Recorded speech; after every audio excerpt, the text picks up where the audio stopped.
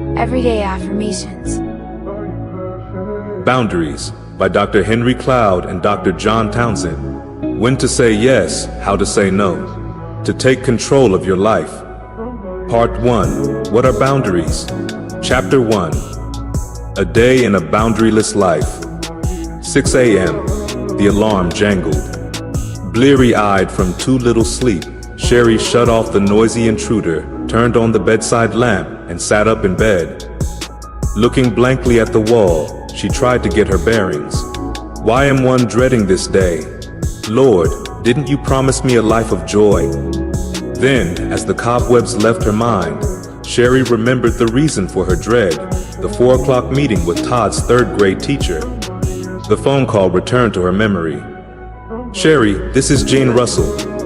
I wonder if we could meet about Todd's performance and his behavior. Todd couldn't keep still and listen to his teachers. He didn't even listen to Sherry and wait. Todd was such a strong-willed child, and she didn't want to quench his spirit. Wasn't that more important?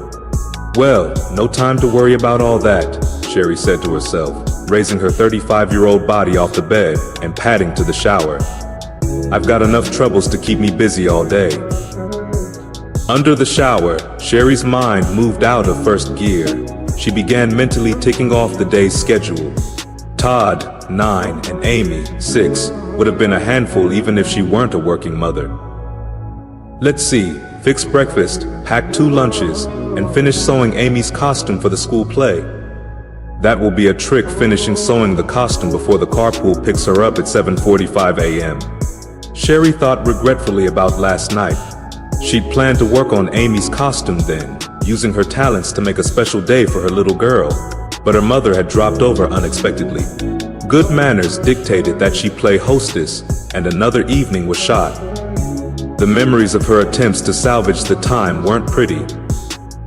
Trying to be diplomatic, Sherry artfully told her mother, "You can't imagine how much I enjoy your surprise visits, Mom.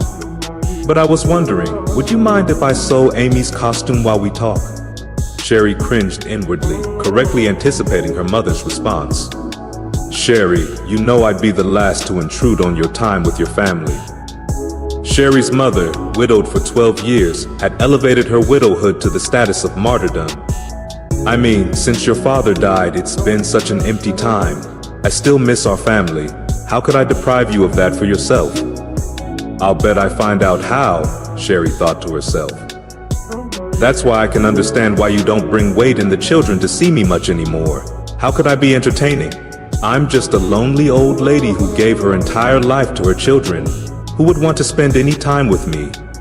"No, Mom, no, no, no!" Sherry quickly joined the emotional minuet she and her mom had been dancing for decades. "That's not what I meant at all. I mean, it's so special having you over. Goodness knows, with our schedule, we'd like to visit more, but we just haven't been able to. That's why I'm so glad you took the initiative." "Lord, don't strike me dead for this little lie," she prayed silently.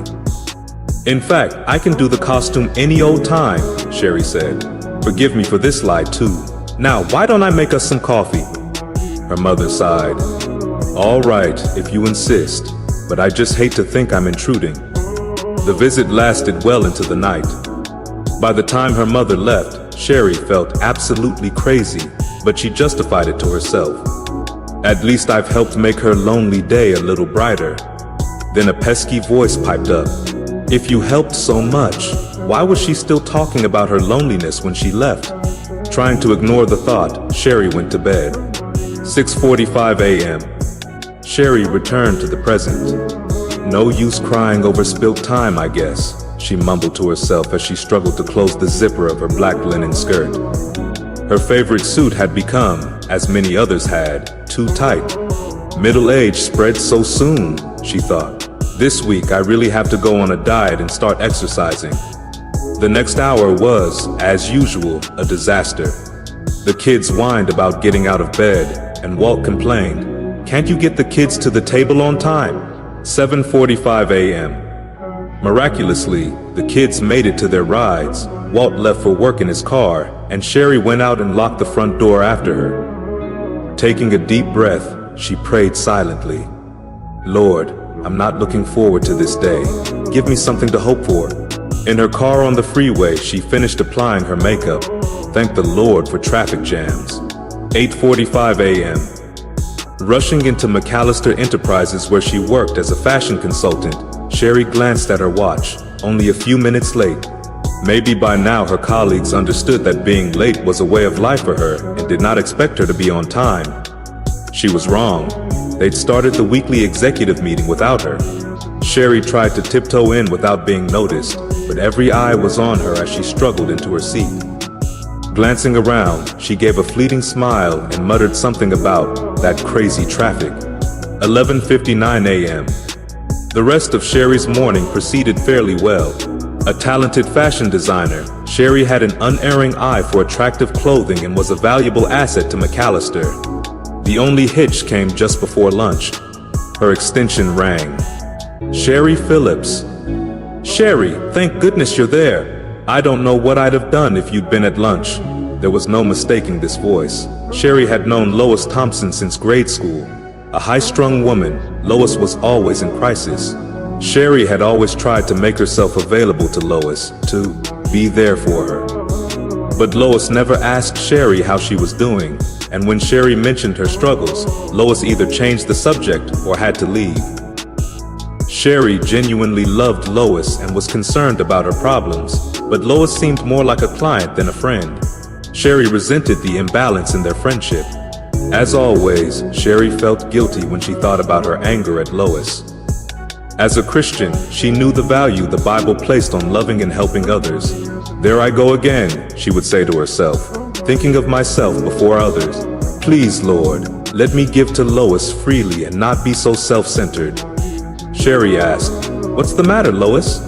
"It's horrible, just horrible," Lois said. Anne was sent home from school today. Tom was denied his promotion, and my car gave out on the freeway. This is what my life's like every day, Sherry thought to herself, feeling the resentment rising. However, she merely said, "Lois, you poor thing. How are you coping with all of this?" Lois was happy to answer Sherry's question in great detail, so much detail that Sherry missed half her lunch break consoling her friend. Well, she thought, fast food's better than no food. Sitting at the drive-thru waiting for her chicken burger, Sherry thought about Lois. If all my listening, consoling, and advice had made any difference over the years, maybe it would be worth it. But Lois makes the same mistakes now that she made 20 years ago. Why do I do this to myself? 4 p.m. Sherry's afternoon passed uneventfully. She was on the way out of the office to the teachers' meeting when her boss, Jeff Moreland, flagged her down. "Glad I caught up with you, Sherry," he said. A successful figure at McAllister Enterprises, Jeff made things happen. Trouble was, Jeff often used other people to make things happen. Sherry could sense the 100th verse of the same old song tuning up again. "Listen, I'm in a time crunch," he said, handing her a large sheaf of papers. "This is the data for the final recommendations for the Kimbrough account. All it needs is a little writing and editing, and it's due tomorrow, but I'm sure it'll be no problem for you." He smiled ingratiatingly. Sherry panicked. Jeff's editing needs were legendary. Hefting the papers in her hands, Sherry saw a minimum of 5 hours' work. "I had this data into him 3 weeks ago," she thought furiously. "Where does this man get off having me save his face for his deadline?" Quickly, she composed herself. "Sure, Jeff, it's no problem at all. Glad I can help. What time do you need it?" 9 o'clock would be fine. "And thanks, Sherry. I always think of you first when I'm in a jam. You're so dependable." Jeff strolled away. Dependable, faithful, reliable, Sherry thought. I've always been described this way by people who wanted something from me. Sounds like a description of a good mule. Suddenly the guilt hit again. There I am, getting resentful again. Lord, help me, bloom where are implanted. But secretly she found herself wishing she could be transplanted to another flower pot. 4:30 p.m. Jean Russell was a competent teacher, one of many in the profession who understood the complex factors beneath a child's problem behavior. The meeting with Todd's teacher began as so many before, minus Walt. Todd's father hadn't been able to get off work, so the two women talked alone. "He's not a bad child, Sherry," Mrs. Russell reassured her. "Todd is a bright, energetic boy. When he minds, he's one of the most enjoyable kids in the class." Sherry waited for the axe to fall. "Just get to the point, Jean. I have a problem child, don't I? What's new? I have a problem life to go with it." Sensing Sherry's discomfort, the teacher pressed ahead. "The problem is that Todd doesn't respond well to limits. For example, during our task period, when children work on assignments, Todd has great difficulty. He gets up from his desk, pesters other kids, and won't stop talking. When I mention to him that his behavior is inappropriate, he becomes enraged and obstinate." Sherry felt defensive about her only son. "Maybe Todd has an attention deficit problem, or he's hyperactive?" Mrs. Russell shook her head. When Todd's second grade teacher wondered about that last year, psychological testing ruled that out. Todd stays on task very well when he's interested in the subject. I'm no therapist, but it seems to me that he's just not used to responding to rules. Now Sherry's defensiveness turned from Todd to herself. "Are you saying this is some sort of home problem?" Mrs. Russell looked uncomfortable. "As I said, I'm not a counselor. I just know that in third grade, most children resist rules, but Todd is off the scale. Anytime I tell him to do something he doesn't want to, it's World War 111. And since all his intellectual and cognitive testing comes out normal, I was just wondering how things were at home." Sherry no longer tried to hold back the tears. She buried her head in her hands and wept convulsively for a few minutes, feeling overwhelmed with everything. Eventually, her crying subsided. "I'm sorry, I guess this just hit on a bad day." Sherry rummaged in her purse for a tissue. No, it's more than that. Jean, I need to be honest with you. Your problems with him are the same as mine. Walt and I have a real struggle making Todd mind at home. When we're playing or talking, Todd is the most wonderful son I could imagine.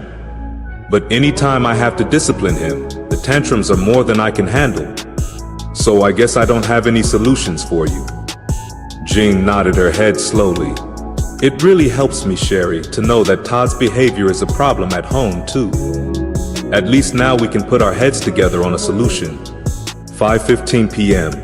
Sherry felt strangely grateful for the afternoon rush hour traffic.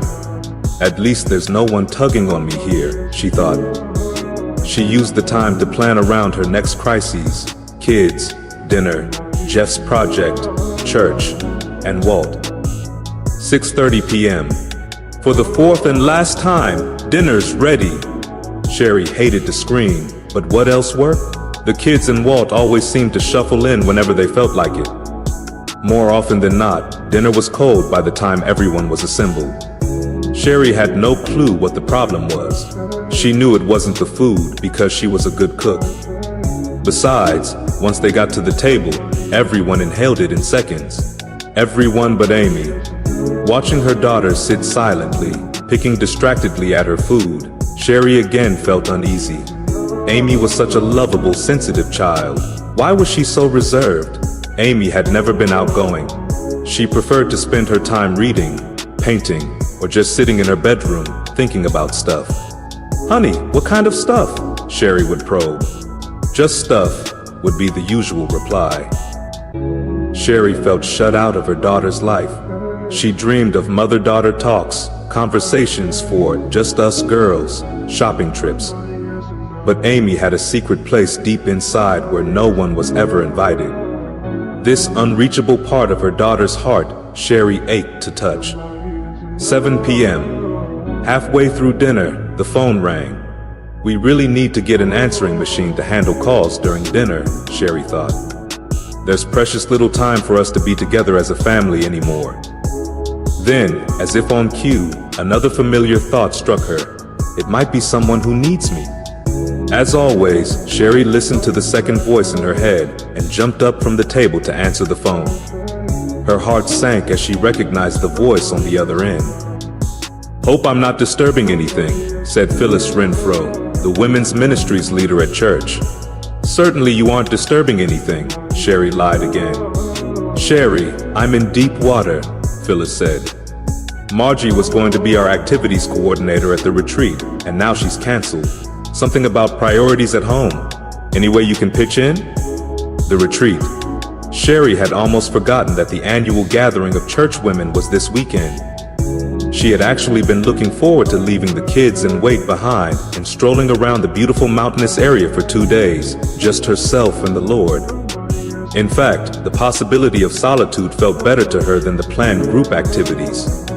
Taking on Margie's activities coordinator position would mean giving up her precious alone time. No, it wouldn't work. Sherry would just have to say. Automatically, the second thought pattern intervened. What a privilege to serve God and these women, Sherry. By giving up a little portion of your life, by letting go of your selfishness, you can make a big difference in some lives. Think it over. Sherry didn't have to think it over. She'd learned to respond unquestioningly to this familiar voice, just as she responded to her mother's and Phyllis's, and maybe God's too. Whoever it belonged to, it was too strong to be ignored. Habit won out. I'll be happy to help, Sherry told Phyllis. Just send me whatever Margie's done, and I'll get working on it. Phyllis sighed, audibly relieved. Sherry, I know it's a sacrifice. Myself, I have to do it several times, every day. But that's the abundant Christian life, isn't it? Being living sacrifices. If you say so, thought Sherry. But she couldn't help wondering when the abundant part would come in. 7:45 p.m. Dinner finally finished. Sherry watched Walt position himself in front of the TV for the football game. Todd reached for the phone, asking if his friends could come over and play. Amy slipped unobserved to her room. The dishes stayed on the table. The family hadn't quite gotten the hang of helping clean up yet. But maybe the kids were still a little young for that. Sherry started clearing the dishes from the table. 11:30 p.m. Years ago, Sherry could have cleaned up after dinner, gotten the kids to bed on time, and performed Jeff's handed-off project with ease. A cup of coffee after dinner and the adrenaline rush that accompany crises and deadlines galvanized Sherry into superhuman feats of productivity. She wasn't called Super Sherry for nothing, but it was becoming noticeably harder these days. Stress didn't work like it used to. More and more, she was having trouble concentrating, forgetting dates and deadlines, and not even caring a great deal about it all. At any rate, by sheer willpower, she had completed most of her tasks. Maybe Jeff's project had suffered a little in quality, but she felt too resentful to feel bad.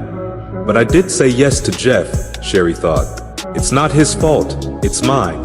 Why couldn't I tell him how unfair it was for him to lay this on me? No time for that now.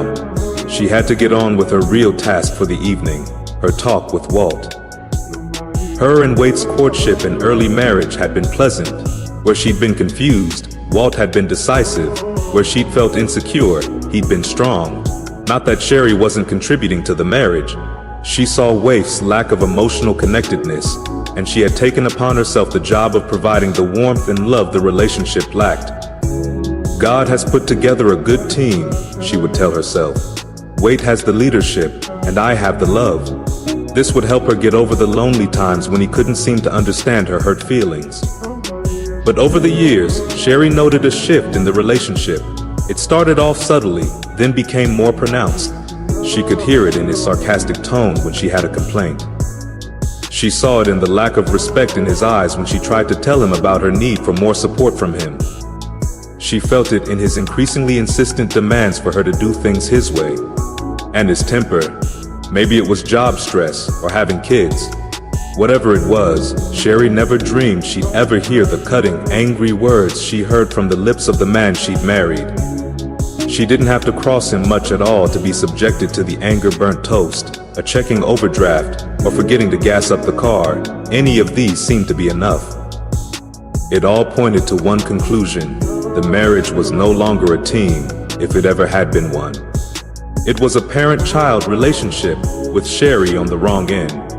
At first, she thought she was imagining things. There I go again, looking for trouble when I have a great life, she told herself. That would help for a while until Waif's next temper attack. Then her hurt and sadness would tell her the truth her mind wasn't willing to accept. Finally realizing that weight was a controlling person, Sherry took the blame upon herself. I'd be that way too if I had a basket case like me to live with, she'd think. I'm the reason he gets so critical and frustrated. These conclusions led Sherry to a solution she had practiced for years, loving weight out of his anger. This remedy went something like this. First, Sherry learned to read Wait's emotions by watching his temper, body language, and speech. She became exquisitely aware of his moods, and especially sensitive to things that could set him off, lateness, disagreements, and her own anger. As long as she was quiet and agreeable, things went well. But let her preferences raise their ugly heads, and she risked getting her head lopped off. Sherry learned to read Walt well and quickly.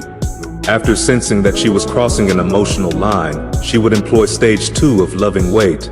She did an immediate backtrack, coming around to his viewpoint, but not really, quietly holding her tongue, or even outrightly apologizing for being hard to live with, all helped.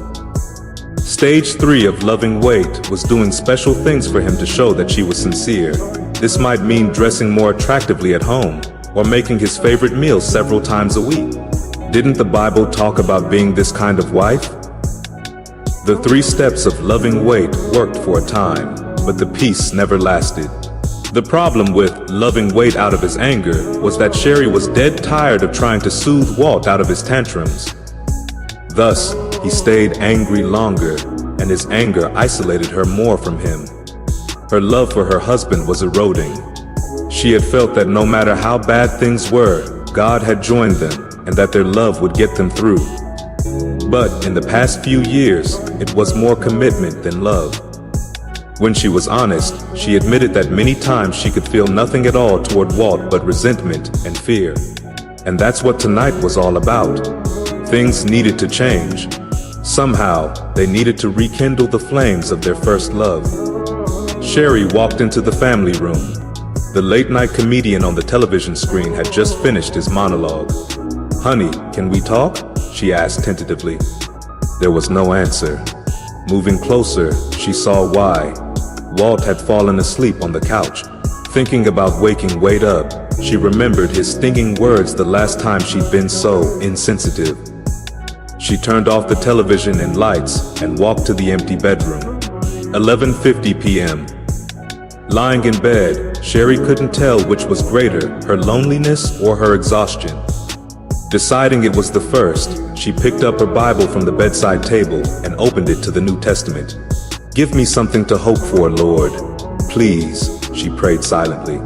Her eyes fell to the words of Christ in Matthew 5:3-5. "Blessed are the poor in spirit, for theirs is the kingdom of heaven. Blessed are those who mourn, for they will be comforted. Blessed are the meek, for they will inherit the earth." "But Lord, I already feel like that," Sherry protested. "I feel poor in spirit. I mourn over my life, my marriage, my children. I try to be gentle, but I just feel run over all the time. Where is your promise? Where is your hope? Where are you?" Sherry waited in the darkened room for an answer. None came. The only sound was the quiet pit-pat of tears running off her checks and onto the pages of her Bible. What's the problem? Sherry tries to live her life the right way. She tries to do a good job with her marriage, her children, her job, her relationships, and her Lord. Yet it's obvious that something isn't right. Life isn't working. Sherry's in deep spiritual and emotional pain. Woman or man, we can all identify with Sherry's dilemma, her isolation, her helplessness, her confusion, her guilt, and, above all, her sense that her life is out of control. Look closely at Sherry's circumstances. Parts of Sherry's life may be remarkably similar to your own. Understanding her struggle may shed light on yours. You can immediately see a few answers that don't work for Sherry. First, trying harder isn't working. Sherry expends lots of energy trying to have a successful life. She isn't lazy. Second, being nice out of fear isn't working. Sherry's people-pleasing efforts don't seem to bring her the intimacy she needs. Third, taking responsibility for others isn't working. A master of taking care of the feelings and problems of others, Sherry feels like her life is a miserable failure. Sherry's unproductive energy, fearful niceness, and over-responsibility point to the core problem. Sherry suffers from severe difficulties in taking ownership of her life. Back in the Garden of Eden, God told Adam and Eve about ownership. Be fruitful and increase in number, fill the earth and subdue it. Rule over the fish of the sea and the birds of the air and over every living creature that moves on the ground. Genesis 1:28. Made in the image of God, we were created to take responsibility for certain tasks. Part of taking responsibility or ownership is knowing what is our job and what isn't. Workers who continually take on duties that aren't theirs will eventually burn out. It takes wisdom to know what we should be doing and what we shouldn't. We can't do everything. Sherry has great difficulty in knowing what things are her responsibility and what aren't. In her desire to do the right thing or to avoid conflict, she ends up taking on problems that God never intended her to take on. Her mother's chronic loneliness, her boss's irresponsibility, her friends' unending crises, her church leader's guilt-ridden message of self-sacrifice, and her husband's immaturity. And her problems don't end there. Sherry's inability to say no has significantly affected her son's ability to delay gratification and behave himself in school. And in some way, this inability may be driving her daughter to withdraw. Any confusion of responsibility and ownership in our lives is a problem of boundaries. Just as homeowners set physical property lines around their land, we need to set mental, physical, emotional, and spiritual boundaries for our lives to help us distinguish what is our responsibility and what isn't. As we see in Sherry's many struggles, the inability to set appropriate boundaries at appropriate times with the appropriate people can be very destructive. And this is one of the most serious problems facing Christians today. Many sincere, dedicated believers struggle with tremendous confusion about when it is biblically appropriate to set limits. When confronted with their lack of boundaries, they raise good questions. 1. Can I set limits and still be a loving person? 2. What are legitimate boundaries? 3. What if someone is upset or hurt by my boundaries? 4. How do I answer someone who wants my time, love, energy, or money? 5. Why do I feel guilty or afraid when I consider setting boundaries? 6. How do boundaries relate to submission? 7. Aren't boundaries selfish? Misinformation about the Bible's answers to these issues has led to much wrong teaching about boundaries. Not only that, but many clinical psychological symptoms such as depression, anxiety disorders, eating disorders, addictions, impulsive disorders, guilt problems, shame issues, panic disorders, and marital and relational struggles find their root in conflicts with boundaries. This book presents a biblical view of boundaries, what they are, what they protect, how they are developed, how they are injured, how to repair them, and how to use them. This book will answer the above questions and more. Our goal is to help you